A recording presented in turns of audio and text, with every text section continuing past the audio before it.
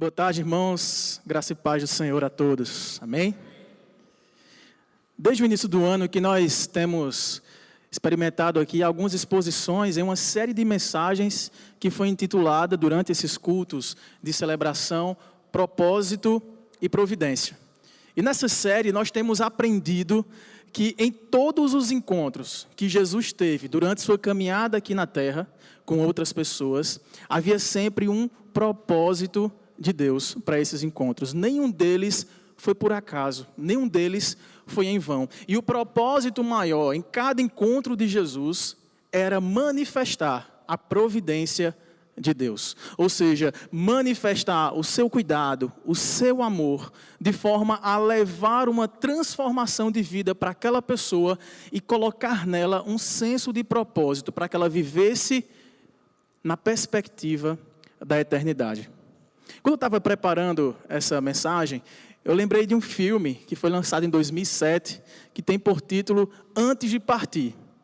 Ele conta a história de dois idosos, um encontro inusitado, inesperado, entre dois idosos bem diferentes. Um deles era um mecânico pobre e o outro um empresário rico. E eles se encontraram no mesmo quarto de hospital, porque ambos haviam recebido um diagnóstico, cada um a seu contexto, de um câncer terminal.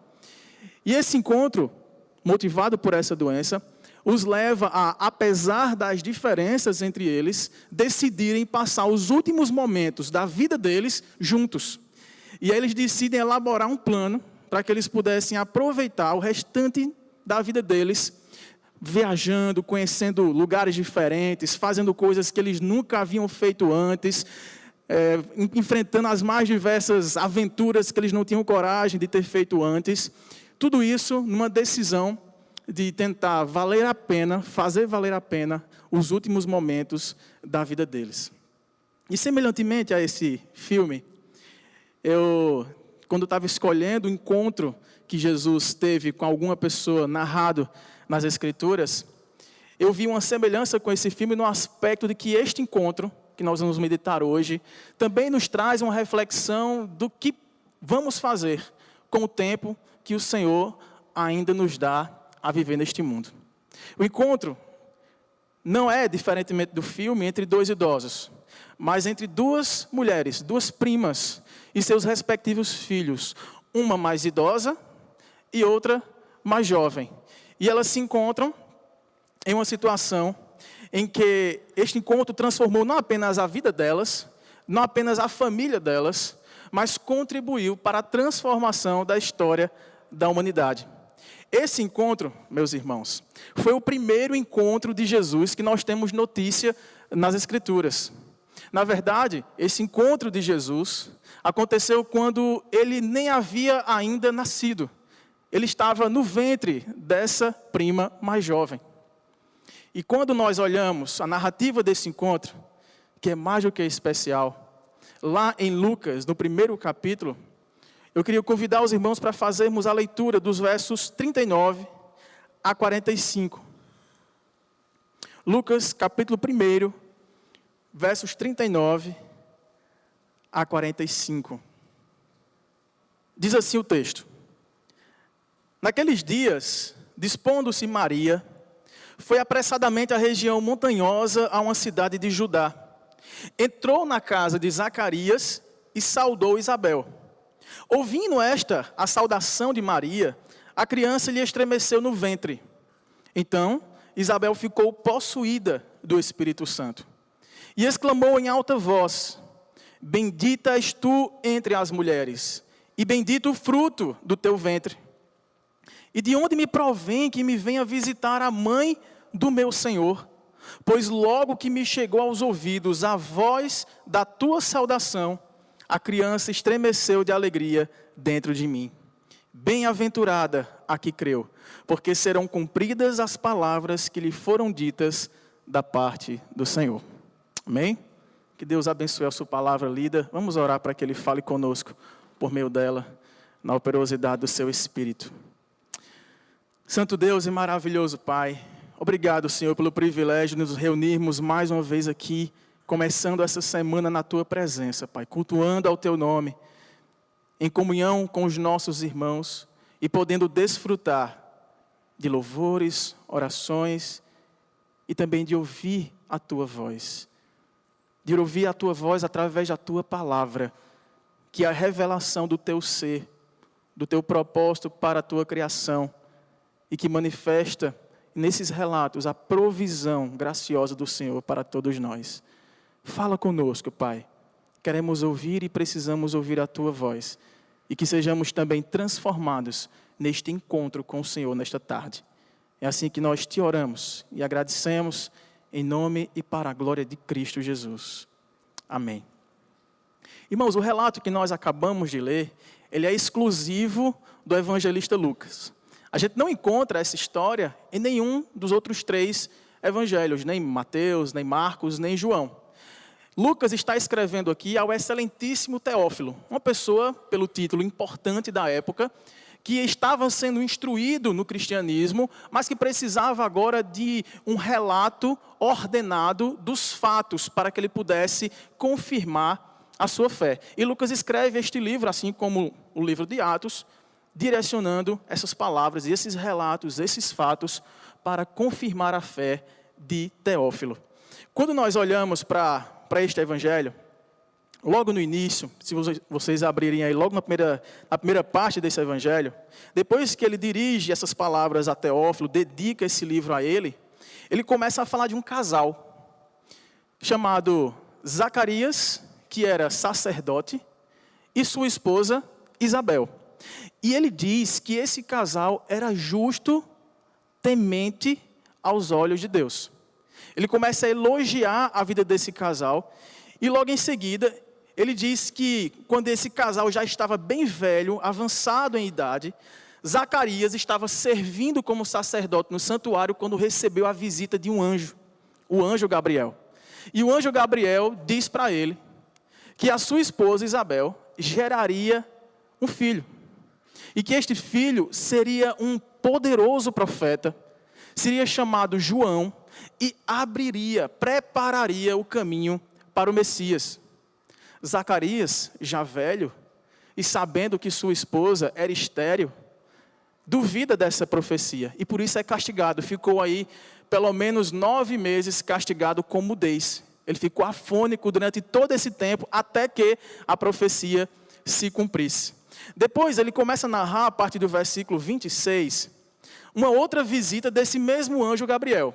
Desta vez, para uma jovem, a prima jovem de Isabel, chamada Maria, que estava noiva de um carpinteiro chamado José, que era descendente do rei Davi. O anjo anunciou que no ventre daquela virgem seria gerado um filho, e que este filho seria chamado Jesus, porque ele seria o salvador de todos aqueles que nele crescem, para perdão dos seus pecados. E o anjo lhe disse que esse filho que estava sendo concebido no ventre dela, embora fosse virgem, era por operação do Espírito Santo, e que seria ele o Messias, o Filho do Altíssimo, o herdeiro do trono de Davi, que reinaria eternamente em Israel. Diferentemente de Zacarias, que duvidou dessa profecia, Maria creu.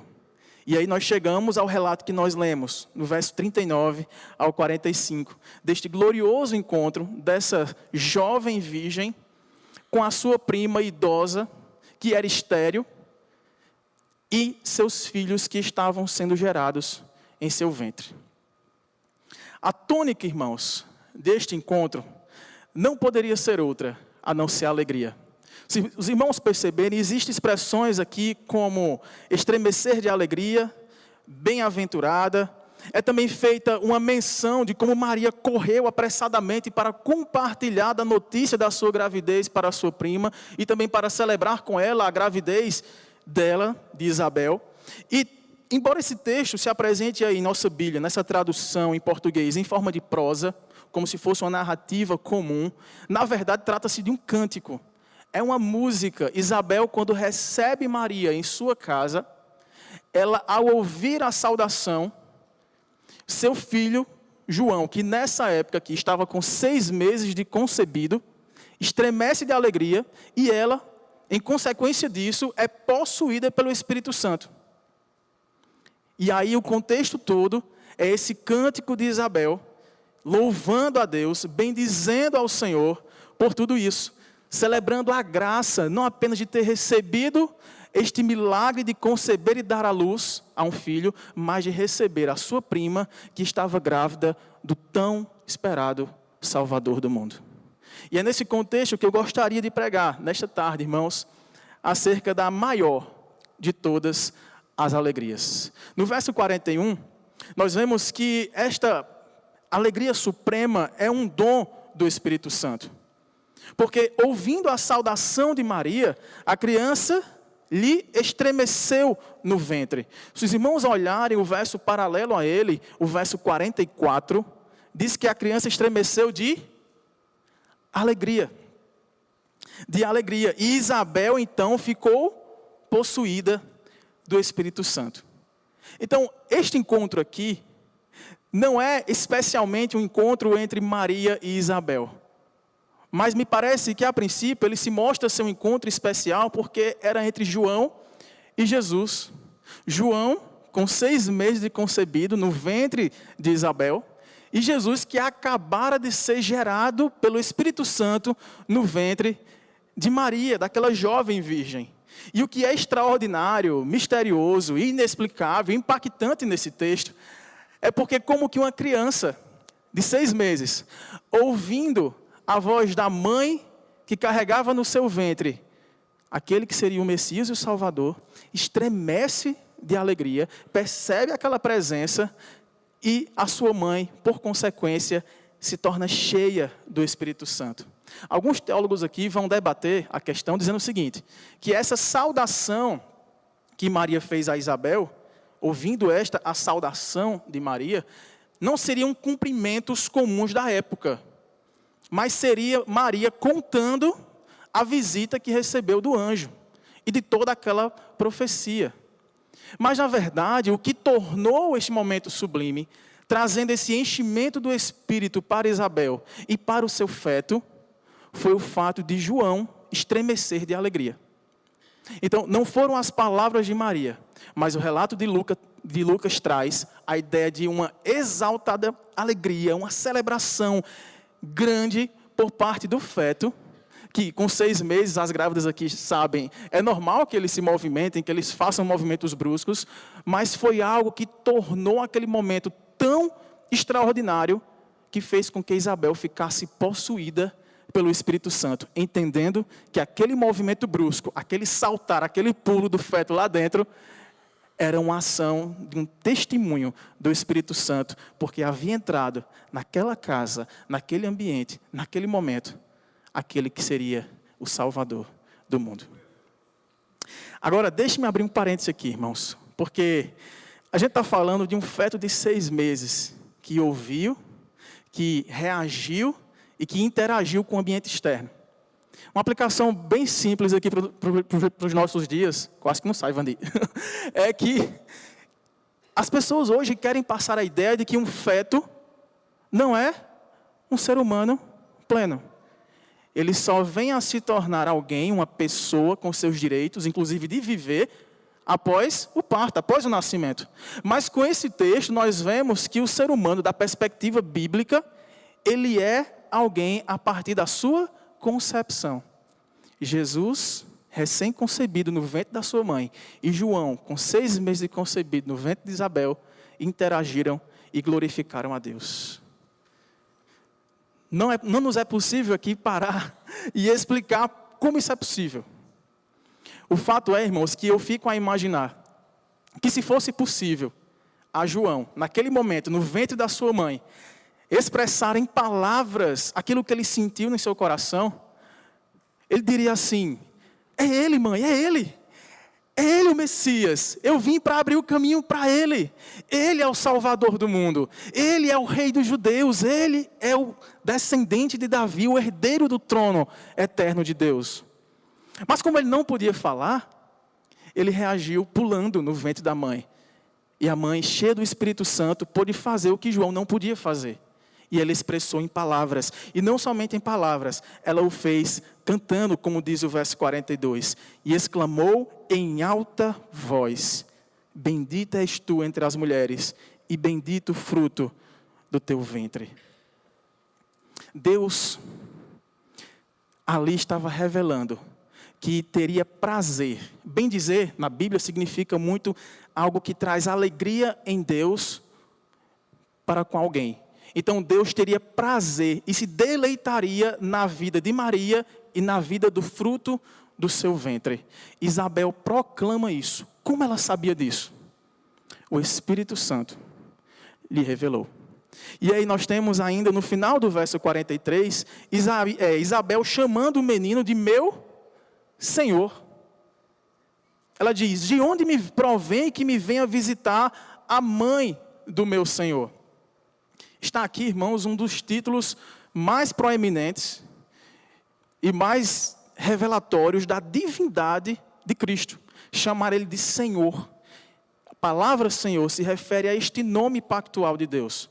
E quando Isabel diz assim: o que é que Deus viu em mim? Qual a graça que Ele achou em mim para que eu receba na minha casa a presença do meu Senhor, a presença do Deus encarnado. Veja, Jesus estava agora na sua encarnação mais tenra, mais primeva.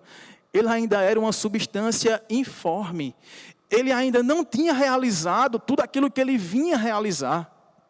Mas a confissão de fé daquela mulher foi extraordinária. Porque ela foi anterior a tudo aquilo que ia acontecer por intermédio de Jesus na terra.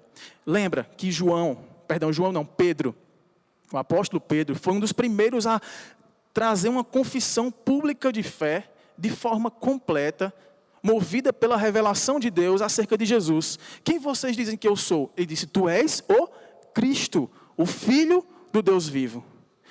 Jesus reconhece que aquilo foi obra da revelação do Pai. Mas veja, Pedro já tinha visto muitas maravilhas e operações de milagres e transformações de vidas por intermédio de Jesus. Pedro caminhava com Jesus e via tudo aquilo acontecer. Mas Isabel estava diante de uma substância informe. Já era o próprio Deus sendo encarnado, gerado no ventre da sua prima. E ela proclama a sua fé de que aquele era o seu Senhor, de que aquele era o seu Salvador. Que fé, irmãos. Que confiança. Que alegria. Por isso que é um dom do Espírito Santo. Paulo, escrevendo aos Gálatas, no capítulo 5, verso 22, ele traz aquela lista do fruto do Espírito Santo. Das 9 facetas desse fruto que provém de uma ação sobrenatural do Espírito em nossa vida. E um deles é a alegria.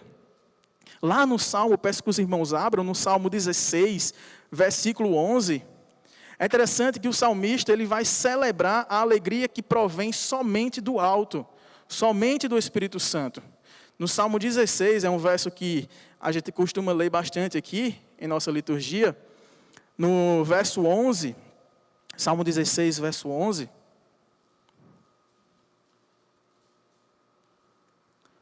Vamos ler juntos esse versículo? Tu me farás ver os caminhos da vida. Na tua presença, a plenitude de alegria. Na tua destra, delícias perpetuamente. É esta a alegria que é maior do que todas as outras. É esta alegria que vem do alto, por meio do enchimento do Espírito Santo, que alcança todos aqueles que reconhecem em Cristo o seu Salvador, que creem nele, depositam sua confiança nele, e que, diferentemente de como reagiu aquele sacerdote temente, creu de forma simples, de forma direta, em total dependência, em total confiança nas profecias, nas palavras do Senhor por meio do seu anjo. A maior de todas as alegrias, irmãos, é encontrada apenas no Senhor, por meio do precioso e gracioso dom do seu Espírito. Mas ela também produz em nós humildade. Veja aí o verso 42.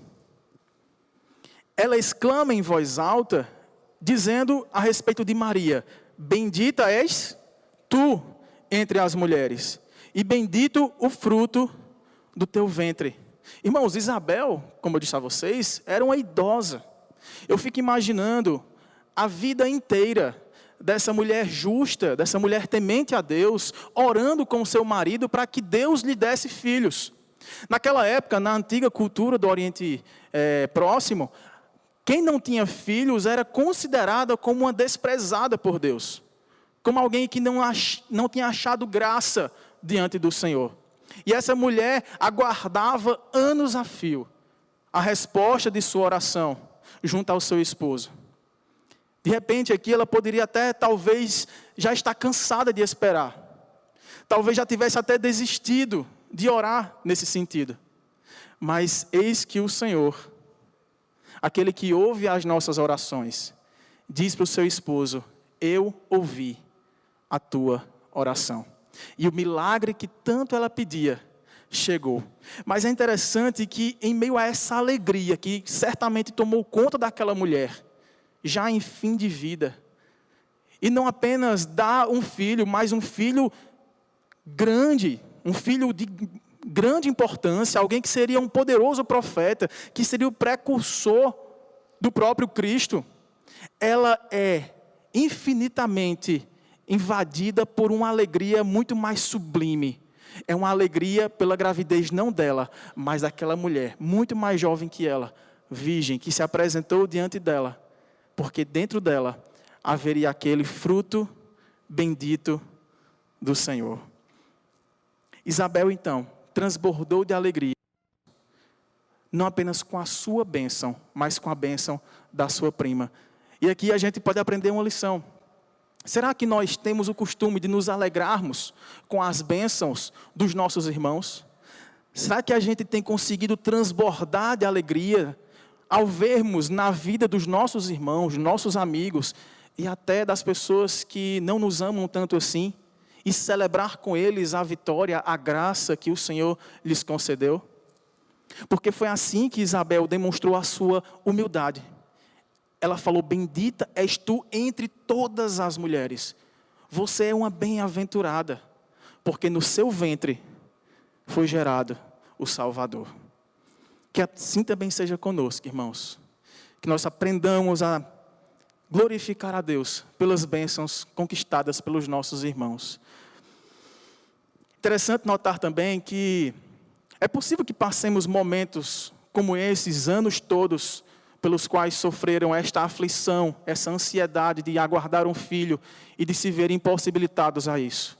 É possível que você tenha orado por algum motivo, por longas datas. É possível que você tenha enfrentado uma luta contra um pecado. É possível que você tenha orado pela conversão de um parente. É possível que você tenha orado por um filho. É possível que você tenha dedicado a sua vida em buscar uma demanda da parte de Deus, e você se dobre, você busca, e você ora, e até agora você não tenha recebido. É possível que você também esteja desanimado, e até já tenha pensado em desistir. O que a Bíblia nos manda fazer hoje, irmãos, é: continue crendo, continue buscando, continue acreditando, continue orando.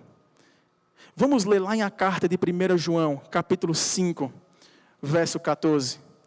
Eu gosto muito desse texto porque ele traz um consolo sem igual para todos nós. Primeira carta de João, capítulo 5, versos 14 e 15. Nós cremos que em tudo Deus tem a perfeição do tempo para ministrar sobre nós a sua provisão. Olha o que é que o apóstolo João diz. Esta é a confiança que temos para com Ele. Que confiança é esta? Que se pedirmos alguma coisa segundo a sua vontade, Ele nos ouve.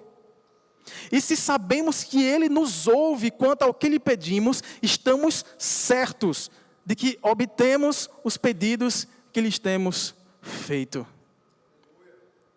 Irmãos, a gente não pode desistir de orar. A Bíblia diz: orai sem cessar.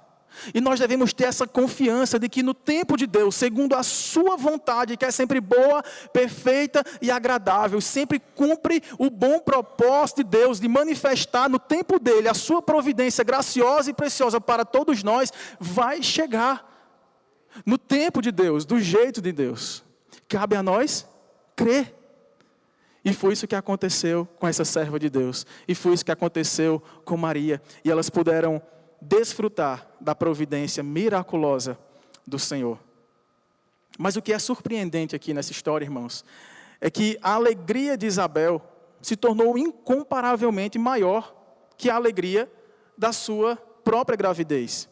Veja que nós também podemos demonstrar esse tipo de humildade quando nós percebemos que os nossos irmãos que conseguiram bênçãos, que glorificam o nome de Deus, também devem contar com a nossa alegria.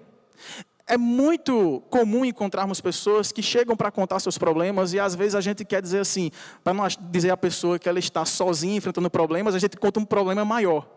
Ou quando ela chega para contar uma bênção, olha, eu conheci assim, eu fiz isso, eu desfrutei disso, a gente chega para contar algo maior, para dizer assim, não, eu também estou sendo visto, eu também estou sendo abençoado por Deus.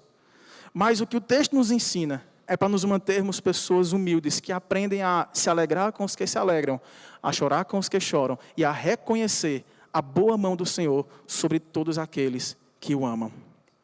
Mas ainda há algo mais sublime aqui para observarmos, irmãos. Veja que nos versos 42 e 43, há uma grandiosa alegria por parte de Isabel. Mas ela glorifica a Deus, reconhecendo que João, que foi gerado em seu ventre, seria uma sombra de Cristo. Veja essa imagem.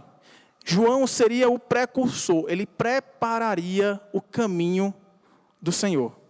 Quando a gente está andando e alguém fala conosco e a gente vê a sombra atrás, é possível que pela sombra você consiga ver algum aspecto da pessoa. É possível que você vislumbre mais ou menos quem seria aquela pessoa. Mas você não se satisfaz olhando para a sombra. O que é que a gente faz normalmente? A gente se vira para olhar a realidade que está representada naquela sombra. Veja, isso é muito importante, irmãos. Nós, cristãos, passamos os nossos olhos sobre a revelação de Deus, Antigo e Novo Testamento. E nós precisamos aprender que nós não devemos viver das sombras. Nós vivemos da revelação plena de Cristo. Existe hoje uma moda entre muitas igrejas, e muitas igrejas ditas neopentecostais, que procuram reviver os antigos sacrifícios do povo de Deus da antiga aliança, buscam celebrar aquelas mesmas festas judaicas, sem ressignificar aquilo que Cristo cumpriu. E tudo isso, irmãos, leva-nos ao erro. Porque é um pecado quando você tem a pessoa real diante de você e você nega-se a estar com ela para vislumbrar aquela sombra. Nós fomos chamados, como povo de Deus, para celebrarmos não a Páscoa como os judeus celebravam, não a libertação do Egito, mas para aquilo que aquela grande libertação apontava. Sabe o que é que Isabel estava celebrando aqui, irmãos? Era a libertação de seus pecados.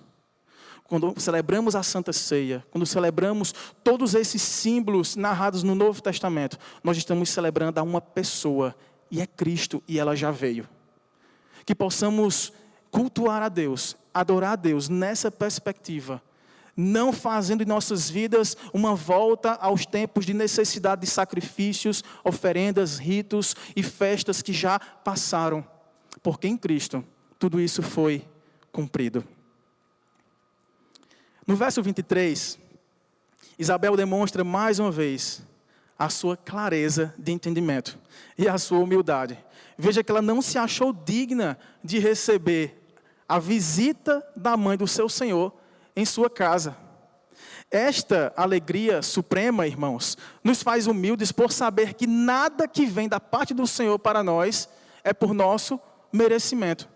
Tudo que vem de Deus, toda a sua provisão, todas as suas bênçãos, por mais que nós busquemos e nos esforcemos em viver de forma digna do Evangelho de Cristo, mas nós sabemos que tudo é graça, que tudo provém do favor de Deus sobre nossas vidas que nós não merecemos. E há uma promessa que Cristo fez para todos aqueles que são humildes. Lembram, a gente está estudando isso no Crescer. Bem-aventurados os humildes de espírito. Por quê? Porque deles é o reino dos céus. Seja humilde, reconheça a graça do Senhor em sua vida. Eu fico pensando às vezes que quão majestoso foi aquele momento de Isabel receber em sua casa aquele que estava sendo encarnado, o Deus homem, o Salvador da sua vida. Mas e nós? Será que não temos tornado as visitas de Cristo em nossa vida de uma forma tão rotineira que temos não dado o devido valor a Ele? Em nossa casa, em nosso culto devocional com a nossa família, na igreja, será que os nossos cultos dominicais não têm sido encontros ocasionais ou até rotineiros, marcados para todo domingo, para chegarmos aqui, como diz o pastor Rolso, batermos o nosso ponto e dizemos, pronto, agora eu já fiz minha parte. É o encontro que você tem, que eu tenho, marcado com Cristo. Cristo está em nós, na nossa casa, na nossa vida, no nosso trabalho, na nossa igreja. Que possamos valorizar, gente, essa presença gloriosa do próprio Deus que encarnou para fazer aquilo que jamais poderíamos fazer, para, vivendo, cumprir a lei, e morrendo, levar sobre si os nossos pecados, e ressuscitando, garantir para nós a oportunidade de vivenciarmos uma nova vida, uma vida vivida pelo seu Espírito, uma vida cheia da alegria que vem do alto. Que possamos valorizar todos os nossos encontros com Cristo. Por fim, este encontro maravilhoso também nos ensina que esta alegria que está acima de todas as alegrias nos conduz à adoração. Se você tem uma atitude de humildade, você é conduzido pelo Espírito a adorar alguém que você sabe que é maior do que você. Alguém que é sublime, alguém que é soberano. A nossa adoração começa, irmãos, se vocês observarem no verso 43, com essa expressão que conclui esse verso, começa quando nós cremos que Cristo é o nosso Senhor. Este é o primeiro passo. Mas a nossa adoração, ela também se desenvolve quando nós cremos nas suas promessas. Veja, Zacarias, no primeiro momento, ele desconfiou, ele duvidou daquela promessa dada por Deus por intermédio do anjo Gabriel. E pela Bíblia, irmãos, e aqui é uma coisa minha, eu acredito que o pecado da incredulidade seja o pior pecado. Talvez seja aquele que mais irrite a Deus. A própria blasfêmia do Espírito Santo é essencialmente uma incredulidade manifesta contra a pessoa do seu Espírito. Veja que aquele irmão, Zacarias, era sacerdote. Diz a palavra que ele era um homem justo, temente a Deus, junto com sua esposa. Mas até este homem se viu na dúvida, se viu questionando a palavra de Deus. Eu creio que quando nós duvidamos do que Deus é capaz de fazer em nós, quando nós desconfiamos de que, será que Ele vai cumprir mesmo essas promessas que estão aqui para mim, na minha vida? Nós estamos, na prática, negando a sua onipotência. É por isso que Zacarias foi castigado por Deus. Ele ficou aí bastante tempo sem poder falar. E logo que ele viu seu filho nascer, Deus o curou daquela afonia, e ele voltou a falar e voltou a glorificar a Deus. A nossa adoração deve sempre, irmãos, expressar confiança no Senhor. Se nós sabemos que servimos a um Deus que está acima de todos os reinos deste mundo, que tem todo o poder, que governa sobre todos os impérios, que é poderoso para libertar não apenas de cativeiros humanos, mas cativeiros do pecado. Se nós sabemos que Deus é aquele que tem poder para ressuscitar o morto, para trazer a vida, para dar fé, arrependimento, para santificar a nossa vida e nos levar em triunfo para uma glória eterna, o que há em nós que nos possa duvidar do que Ele pode fazer conosco? Não há impossíveis para Deus. Vê, é o verso 37. Vamos ler juntos esse versículo tão conhecido, que foi dito para Maria quando ela perguntou como é que seria essa gestação, já que ela era virgem. Vamos ler juntos o verso 37?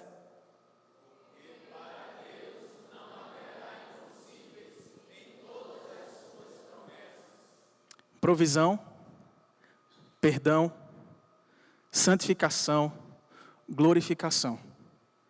Não andeis ansiosos por coisa alguma. Se você duvida da bondade do Senhor, o Senhor já disse em sua palavra, não perca tempo. Não perca tempo questionando o que havereis de comer ou beber, porque se eu alimento e visto as criaturas mais ínfimas do universo que eu criei, por que não vou alimentar vocês, que são a minha imagem, que são meus filhos? Deus há de prover tudo aquilo que nós precisamos como um bom pastor que cuida das suas ovelhas. Peça ao Senhor. Se é perdão, não carregue em si uma culpa que traga uma destruição da sua paz com Deus. Confie no perdão de Deus. Se você luta contra um pecado, e esse pecado tem se levantado tenazmente para arrancar você da presença de Deus, irmãos, não busquem outro caminho, outro socorro. Busque aquele que pode arrancar esse pecado, perdoar você, curar a sua ferida, e lhe restaurar em comunhão e santidade com Ele. Se é dúvida quanto à salvação, hoje pela manhã foi pregado sobre isso. É algo, irmãos, que está disponível para nós. Sabe aquela bênção que Deus nos dá e que a gente pode todos os dias acariciar a nossa alma e dizer, como Davi dizia: aquieta minha alma no Senhor, descansa no Senhor. É a bênção de saber que jamais Ele vai nos abandonar. Que não há nada que possa nos separar do amor dEle que está em Cristo Jesus nosso Senhor. Não há vida, não há morte, não há anjos, não há demônios, não há espada, não há alturas, profundidades, poderes, criaturas. Não há nada que possa nos separar de Deus. Porque Ele já prometeu que aqueles que Ele chamou, Ele também justificou. E aqueles aos quais Ele justificou, Ele santificou. E a esses também Ele glorificou. Que tomemos posse dessas promessas, sem duvidar, sem temer, porque isso vai nos levar a uma vida de aproximação cada vez mais ao nosso Pai, em humildade e em santidade. É isso que a Bíblia nos mostra. A nossa adoração também expressa em forma de louvor. Como eu disse no início, é um louvor essa narrativa. Isabel está louvando a Deus pela alegria de adorar aquele que estava diante dela, que havia suprido a sua necessidade não apenas de ter um filho, mas havia suprido a sua necessidade de perdão dos seus pecados e de salvação para ela. Eles foram cheios do Espírito Santo. João no ventre, Maria, Isabel e o próprio Zacarias. Se os irmãos olharem a continuidade do texto, a gente vai ver que depois que Isabel canta e louva ao Senhor, existe o cântico de Maria, e ela proclama a glória de Deus e o Evangelho de Cristo. Depois nós vemos também o cântico de Zacarias.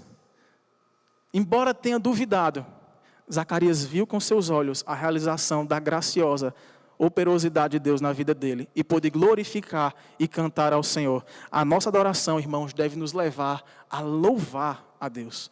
A fase do nosso culto é realmente um momento de gratidão e de espontânea adoração ao Senhor, de uma adoração viva, de uma adoração que não é quadrada, centrada em costumes, mas bíblica e divinamente orientada pelo seu Espírito. Que façamos dos nossos cultos um verdadeiro serviço ao nosso Deus que tudo nos deu.